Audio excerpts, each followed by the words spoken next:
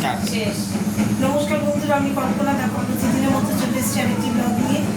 আজকে তো আমি কালকেই বলেছিলাম আজকে আমি উপোস করবো, গলা দিয়ে আওয়াজ বেরোচ্ছে না, একবারে কিছু খাওয়া পড়েনি। এই যে উপোস বড়টা করে উপোস করেছি, এই খানিক্ষণ আগে আসলাম, এসে স্নান একবার বাথরুমে ঢুকে গেছি, স্নান করলাম, জামা কাপড় ধুয়ে স্নান করে একটু চা খেলাম, খেয়ে এই দেখো এখানে ময়দা মাখতে বসছি। এই দেখো ময়দা মেখে এখানে দেখো এই যে করে নিয়েছে পনিরের তরকারি। হ্যাঁ, পনির দিয়ে আলু দিয়ে তরকারি করে নিয়েছি। আর হবে এখানে লম্বা লম্বা বেগুন ভাজা। এখানে দেখো লম্বা লম্বা বেগুন ভাজা। আর এখানে ময়ম দিচ্ছি, পরোটা করবো, লুচি করবো না। লুচিতে অনেকটা তেল অ্যাবজর্ব করে, তো লুচিটা খেলে আরও বেশি অম্বল হবে, গ্যাস অম্বল হবে উপোসের।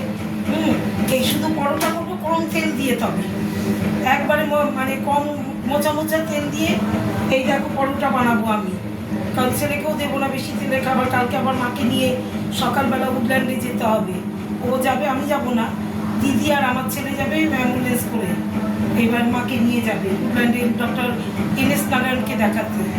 এই দেখো আমি এখন ময়ম দিচ্ছি, ময়দা মাখবো, মেখে প্রথমে পরোটা করবো, তারপরে বেগুনটা ভাজবো। বেগুনটা গরম থাকবে, ভেজে তারপরে এখানে বাকি আনুষঙ্গিক কাজ করব। তাহলে কি শুভরাত্রি, গুড নাইট, সবাই ভালো থেকো, সুস্থ থেকো। কে কে বড়টা করে উপোস করেছো আমাকে একটু কমেন্ট করে জানিও। আমি তো সিন্নি খেয়ে এসেছি, অল্প, বেশি সিন্নি খেলে আবার বুক জ্বালা করে।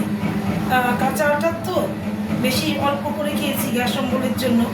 এইবার অল্প করেই খেয়ে এসেছি, ফল আর একটু সিদ্ধ। এবার আর কি, টাটা, গুড নাইট।